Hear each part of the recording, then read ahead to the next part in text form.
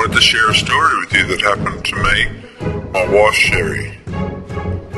As we were first married, we moved from Lincolnshire to a Chicago suburb and into a place that we understand had some history to it. The trouble with rental properties is that you don't know who or what happened before you. I swear that this story I'm going to tell you happened.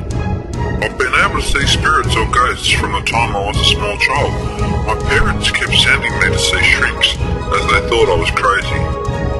That was up until the age of 17, and then it happened. I was with my father and we saw this creepy pure white shadow move from the hallway to the basement steps and then disappear. I knew somehow that night was going to be not like any night I'd experienced before. I often complained about hearing noises like foot stomping, weird growls and slight scratching in what normally would be quiet areas, but this night would be one that was different than normal events. I heard animals hissing, dogs barking, the general sort of chaos going on throughout the community. I remember this particular night was unseasonably cold for late August, but then again I was kind of a sickly person in those days anyway. I woke in the middle of the night to hear his laughter. The only one home was my dad and myself, and I knew it couldn't be him. I left the bedroom where I slept and started to walk down the hallway. When I was frozen in my tracks, I saw standing directly in front of me a girl. But she wasn't standing. She was floating. She did not have legs. If she did, I would have seen them. She had long flowing hair. A very pretty girl. Maybe 15 at best. I wiped my eyes as if I was just wishing I would wake up. But this was reality. In fact, with an amazing speed, turned and was gone. I thought to myself, I've gone nuts. This is a delusional episode. I explained to my father what had occurred the next day, but he silenced me in total disbelief. I thought to myself, what will it take to get him to see these things?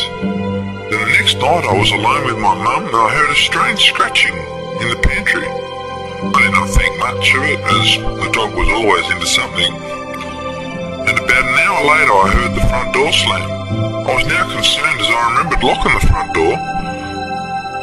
I woke up Mum and we looked onwards from her bedroom and we saw the doorknob slowly turned until it finally cracked open.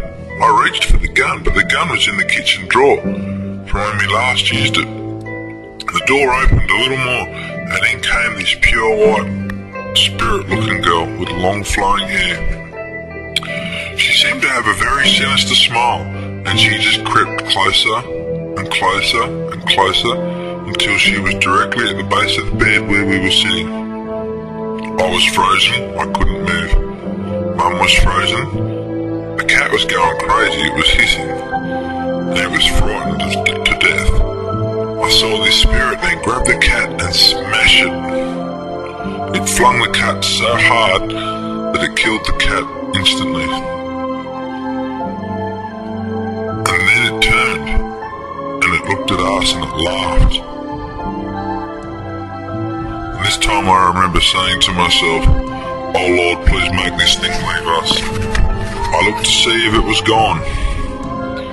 It was gone, but not for long. It literally picked up bookshelves, a refrigerator, and minor sort of items around the house, and had them floating in the air, and was tearing up anything that it could get its hands on in the house. I saw the silverware all standing on end, of each tip, like fork to fork, knife to fork, fork to knife, spoon to knife. This isn't normally possible. My mom finally got some courage and stood up to this being. She walked closer and she demanded it leave by the grace of God. But it laughed at her, and it slapped her so hard that she actually lost some teeth.